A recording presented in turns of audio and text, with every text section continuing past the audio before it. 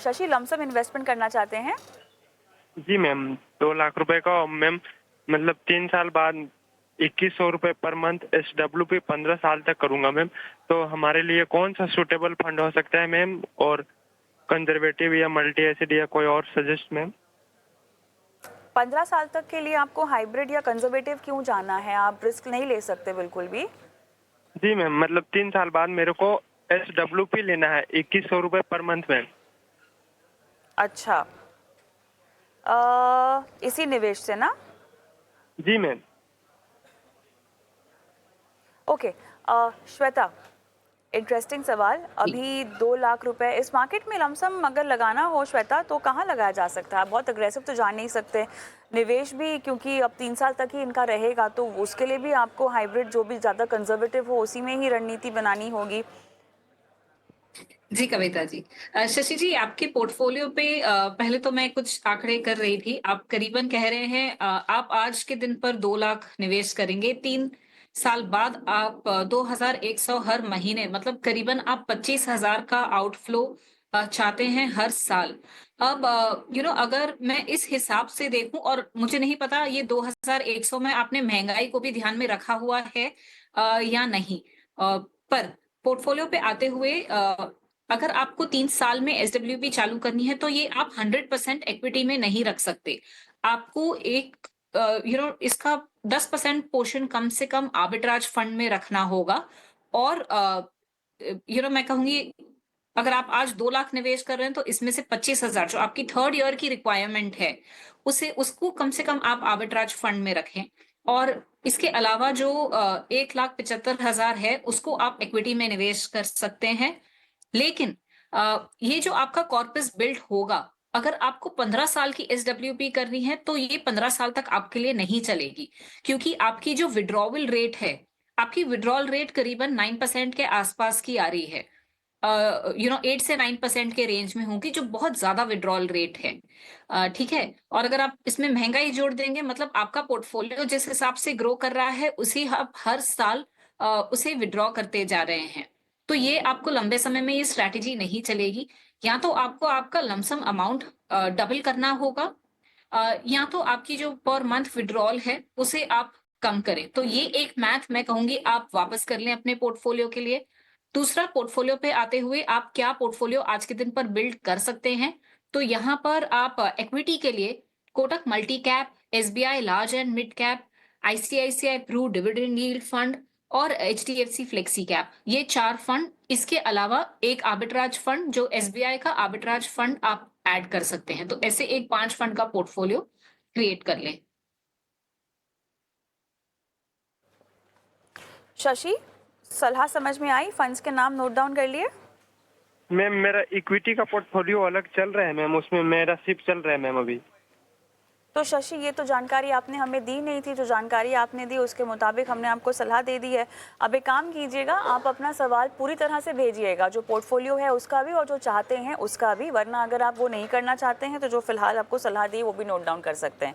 भूपेश साहब से जुड़ना चाहती हूँ मैं, हमारे साथ फोन लाइन पर हैं। सर नमस्कार, कैसे हैं? नमस्कार मैम, अच्छा हूँ मैम, आप कैसे हैं मैम? बिल्कुल ठीक, thank you so much sir. आपका पहले पोर्टफोलियो तो मैं देख रही थी।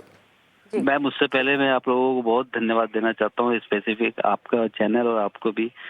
ये सब देख के सब लोग अवेयर हो रहे हैं, और आपके चैनल देख के ही मैंने ये जो भी बनाया है मैम, आपके चैनल के थ्रू ही, मतलब अपना एक आइडिया लेके ही मैंने पोर्टफोलियो बनाया है। तो प्लीज ये थोड़ा रीड आउट करें।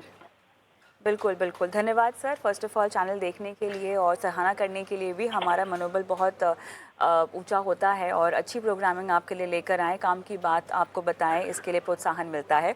पोर्टफोलियो में JM फ्लेक्सी कैप आपके पास है, निपॉन मल्टी कैप, कोटक का emerging equity, Tata small cap and XBI Contra. आपने इनमें कब से इन्वेस्टमेंट शुरू कर रखी है? मैम नियर 1 ईयर हो गया मैम। इसमें ये जो कॉन्ट्रा फंड है मैम, ये मैम जो कॉन्ट्रा फंड है, ये अभी मेरे 2 मंथ पहले ही मैंने ऐड किया है। इससे पहले मेरे पास मैम जो ये मोतीलाल ओसवाल का लार्ज एंड था, वो मैंने अभी पिछले 3 महीने से होल्ड किया है, और उसकी जगह में मैम ये कॉन्ट्रा लिया है। वो मैंने समझ लीजिए कि वो भी अभी मैंने उससे रिडीम नहीं किया है, बट मैं बंद कर दिया है मैंने। वो बहुत ज्यादा ओवर ओवरलैप हो रहा था मुझे, और जो भी था बस वो करके मैंने उसकी जगह में एक कॉन्ट्रा मैंने चाहा कि ये ले लूँ मैं। ठीक है। First thing is this ma'am, और एक हाँ। और छोटी चीज और है मैम, और एक ये मेरे इक्विटी से थ्रू मुझे एटलीस्ट मेरा ओरिजिन है तो मतलब 15 ईयर में मेरे को 2 करोड़ चाहिए, और इसके अलावा डेट में काफी इन्वेस्टमेंट है, मैंने ऑलरेडी लिखा हुआ है, आप देख सकते हो। हाँ, वो डिटेल्स और मेरे आपने पास दी हैं। ये वन मोर थिंग मैम, और एक चीज और है, मेरे पास अभी कुछ करीबन 6 लाख रुपीज हैं मेरे पास, बट वो मुझे आज तो जरूरत नहीं है, बट मुझे तो 5 साल के बाद मेरे सन के एजुकेशन के लिए चाहिए, तो वो मुझे इन्वेस्ट करना है, वो मुझे थोड़ा सा गाइड करिए, वो कहाँ मैं सेफली कर सकता हूँ। ठीक है। अभी एटलीस्ट 5 ईयर में चाहिए मुझे, 2030 में। Got it. ठीक है, Okay. एक एक करके जाते हैं आपके पोर्टफोलियो Sure, में। sure. सबसे पहले श्वेता, 1 साल पहले इन्होंने इक्विटी में शुरुआत की है इन्वेस्टमेंट की, तो मेरे ख्याल से जो अच्छा कमाई का समय था वो थोड़ा सा इससे मिस हो गया है, बट फिर भी इन्होंने काफ़ी कमाई देखी होगी अपने पोर्टफोलियो में। SBI कॉन्ट्रा में इन्वेस्टमेंट शुरू की है मोतीलाल ओसवाल के लार्ज एंड मिड कैप को रोक कर, ओवरलैपिंग इनको लग रहा था। ड्यूरेशन आपको पता है 15 साल, 2 करोड़ रुपए, 10% स्टेप अप करेंगे ये कह रहे हैं। EPF 51 लाख प्रेजेंटली इनके पास है। सुकन्या समृद्धि योजना 12,500 रुपये महीना, PPF में डाल रहे हैं 5,000 रुपये। और LIC की 2 पॉलिसीज़ हैं जो ये कह रहे हैं पूरी हो जाएगी 2029 में। वो पॉलिसीज़ कौन सी है मैं नहीं जानती, और अब क्योंकि लास्ट एंड है ऑफ द पॉलिसीज़ तो रोकने का भी कोई मतलब नहीं है, माइट एज वेल आप कंटिन्यू करके पैसे जो है ले लें जो भी आपको मिलता है। Term insurance, I hope Bhupesh ji आपने अपनी ईयरली इनकम को काउंट किया हो 10 से 12 गुना, और उसके बाद आपने अपना टर्म इंश्योरेंस का कवर है वो तय किया हो। 5 लाख इमरजेंसी फंड भी मैं उम्मीद कर रही हूँ कि आपने अपने खर्चों का आकलन कर लिया हो, सालाना जितना भी आपको लगता है उसके हिसाब से आपने इमरजेंसी फंड बनाया।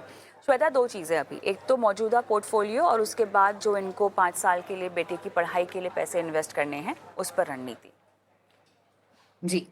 भूपेश जी, सबसे पहले तो मैं आपको कहूँगी कि आपने बहुत चीज़ें सही की है अपने पोर्टफोलियो के लिए। आपके पास इंश्योरेंस है आपके पोर्टफोलियो की, आपने इक्विटी में निवेश करना शुरू कर लिया है। आपने इतना आपके पास लंबा समय है, तो आप ये ना घबराएँ कि मैंने क्या रैली मिस कर ली। नहीं, आगे आपको बहुत ऐसी रैलीज़ मिलेंगी जहाँ आपको इक्विटी का जो हम एक्सपेक्ट करते हैं कि एक 12 से 14-15% का रिटर्न बना हुआ देखा है हमने पास्ट में, आगे भी आपको मिल सकता है। आपका लक्ष्य है 2 करोड़ का, तो आप जो एसआईपी आज के दिन पर कर रहे हैं 22,000 की, उसे अगर आप हर साल स्टेप अप करेंगे 10% से, तो आप अपने लक्ष्य पर आराम से पहुंच जाएंगे।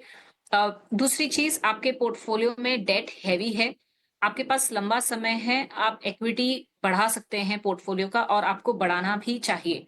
तो आपके पास जो लमसम अमाउंट है वो आप 100% इक्विटी में निवेश करें। आप लमसम कर सकते हैं, ये अच्छा समय है।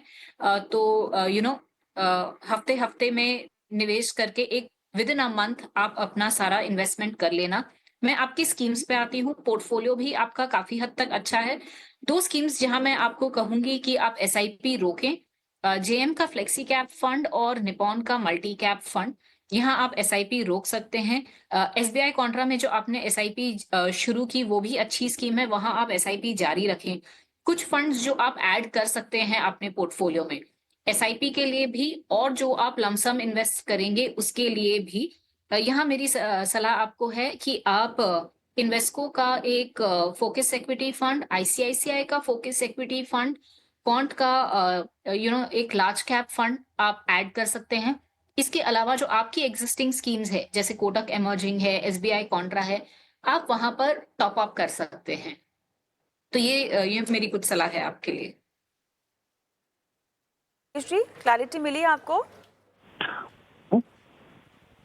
हेलो जी भूपेश जी हेलो, बोलिए। जी हाँ बोलिए। मैम, ये निपॉन मल्टी से निकलने के लिए बोल रही है मैम मुझे, हाँ, निपॉन हाँ। मल्टी एंड तो ठीक है, बट मैं मतलब लार्ज कैप के, मेरे पास तो लार्ज कैप पे कुछ रहेगा ही नहीं फिर, तो मैं उसके हिसाब से पूरा मैनेज करके देखा था कि उसमें भी कुछ प्योर लार्ज कैप। जी श्वेता। भूपेश जी, जैसे मैंने कहा मल्टी कैप फंड में आपको 25 से 35% का लार्ज कैप एक्सपोजर मिल सकता है, लेकिन इसके अलावा मैंने जो आपसे फंड्स कहे जैसे आईसीआईसीआई थ्रू फोकस इक्विटी, उसमें भी लार्ज कैप कंपोनेंट ज्यादा है। फिर मैंने आपसे क्वांट लार्ज कैप फंड भी कहा जो एक प्योर लार्ज कैप फंड है। आपके पास mid cap small cap exposure already है, बिकॉज आपके पास एक टाटा का स्मॉल कैप फंड है और एक कोटक का इमर्जिंग फंड भी है आपके पोर्टफोलियो में। तो इस हिसाब से मैंने जरूर ध्यान में रखा कि आपको तीनों ही market cap, large mid small का एक्सपोजर मिल जाएगा, और थोड़ा लार्ज कैप हैवी होना चाहिए पोर्टफोलियो 55-60% के आसपास। तो वो आपको इस एलोकेशन से जरूर मिलेगा। अगर आप मल्टी कैप हटा भी देते हैं तो भी मिलेगा। ऑल द बेस्ट भूपेश जी। मोहन का सवाल मैं लूंगी। मोहन हमारे साथ क्या फोन लाइन पर है? जी मैम, नमस्कार मैम। नमस्कार। नमस्कार, कैसे हैं? ठीक है मैम, आप सुनाए। आप कहीं पोस्टेड हैं इस वक्त? जी मैम, श्रीनगर में करियारा था। आप श्रीनगर में हैं इस वक्त? श्रीनगर में, जी मैम। ओहो, काफी गंभीर परिस्थिति बनी हुई है। आप ठीक हैं? जी मैम। ओके, चलिए, अब बहुत समय नहीं लूँगी आपका। आपका पोर्टफोलियो हमारे पास है और मैं सीधा जुड़ती हूँ श्वेता से। और श्वेता, इनकी फाइनेंशियल प्लानिंग हमें करनी चाहिए। वैसे मोहन जी, कहना पड़ेगा पूरा देश आपके साथ है और इतने कठिन समय पर आप सब वहाँ पर हैं और एक ऐसे एक्शन का इंतज़ार है पूरे देश को जो एक ठोस जवाब की तरह सिर्फ दुश्मन देश को ही नहीं बल्कि पूरी दुनिया को दिखाई दे। बहुत बहुत धन्यवाद इसके लिए। श्वेता, क्या कहेंगे आप? मोहन जी, मेरे best wishes and thank you. आप के साथ हम सब आपके साथ हैं। आपके पोर्टफोलियो पे मैं आ जाती हूँ, आपका समय ना लेते हुए। आपका जो लक्ष्य है 2.5 करोड़ पर आप पहुंचना चाहते हैं 15 सालों में। यहाँ पर आप अभी जो एसआईपी कर रहे हैं उसे आप जारी रखें, आपका जो लमसम अमाउंट भी है। लेकिन एक चीज जो आपको करनी होगी अपने पोर्टफोलियो में, वो यहाँ पर ये है कि इसे 15 से 20% हर साल अगर आप स्टेप अप कर सकें तो आप अपने लक्ष्य तक आसानी से पहुंच जाएंगे। अगर आप स्टेप अप नहीं करते हैं तो आप आपका 2.5 करोड़ के आसपास का लक्ष्य है, आप उससे 1.5 करोड़ के आसपास के लक्ष्य पे पहुंचेंगे। तो इसीलिए अगर आप स्टेप अप कर पाए, जब भी कर पाए, तो उसे जरूर स्टार्ट करना। आपके पोर्टफोलियो में मैं आती हूँ, आपका पोर्टफोलियो काफी हद तक अच्छा है। बस एक चीज की यहाँ पे करेक्शन की मैं कहूंगी जरूरत थी। पराग पारिक का एक फ्लेक्सी कैप फंड है आपके पोर्टफोलियो में और निपॉन का स्मॉल कैप फंड है। यहाँ पर आप एसआईपी रोक लें, जो आपकी लमसम अमाउंट है, एग्जिट लोड अगर खत्म हो गया है तो वहां से आप निकल जाएं। इसके अलावा आप जो ऐड कर सकते हैं पोर्टफोलियो में, एक इन्वेस्को का स्मॉल कैप फंड ऐड करें। सो निपॉन स्मॉल कैप से निकल के इन्वेस्को स्मॉल कैप में आप चले जाएं। और एचडीएफसी का फोकस 30 फंड है, उसमें आप निवेश कर सकते हैं। ये बाकी का पोर्टफोलियो आपका काफी हद तक अच्छा है।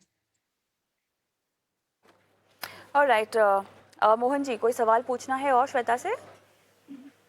मैम, टारगेट जो 1 ईयर था, मैं 2.5 का डिफरेंट आ रहा है। और मैम ये था कि जो 15 साल के बाद जो इन्फ्लेशन जोड़ थे, इसका वैल्यू कितना होगा? मेरा टारगेट एक्चुअली 1 ईयर का है। हाँ जी, तो अप्रोक्सीमेट अमाउंट आप स्टेप अप करेंगे ना अपने इन्वेस्टमेंट को? स्टेप अप करेंगे मैम। तो ये मेरा कहने का मतलब 1 करोड़ के जो आज के वैल्यू है, तो 15 साल के बाद हाँ, वो बढ़ जाएगी। वो तो बढ़ जाएगी। तो मेरे ख्याल से 1.25 के आसपास आपको इकट्ठा करना होगा। श्वेता? जी बिल्कुल। तो इसलिए मैंने कहा, अगर आप स्टेप अप नहीं करते हैं तो आप 1.25 से 1.5 करोड़ के आसपास पहुंचेंगे। अगर आप 15 से 20% उसे स्टेप अप करेंगे तो आप 2.5 करोड़ के आसपास के एक आंकड़े पे पहुंच सकते हैं। Mohan ji, all the best और धन्यवाद अपना सवाल हमसे पूछने के लिए। चलिए, इसी के साथ श्वेता, हम सवाल जवाब के सिलसिले को फिलहाल यहीं समाप्त करते हैं। बहुत बहुत धन्यवाद, आपने आज समय दिया और दर्शकों के पोर्टफोलियो की प्लानिंग की लाइव हमारे साथ। और एक वक्त तो हो चला है ब्रेक का। ब्रेक के उस पार बाजार की एक ऐसे दिग्गज से आपको मिलवाएंगे जो कि करंट अनिश्चितता के माहौल में आपके पोर्टफोलियो पे तो आपको सलाह देंगे ही देंगे, लेकिन साथ ही बताएंगे कि वो भी अपने क्लाइंट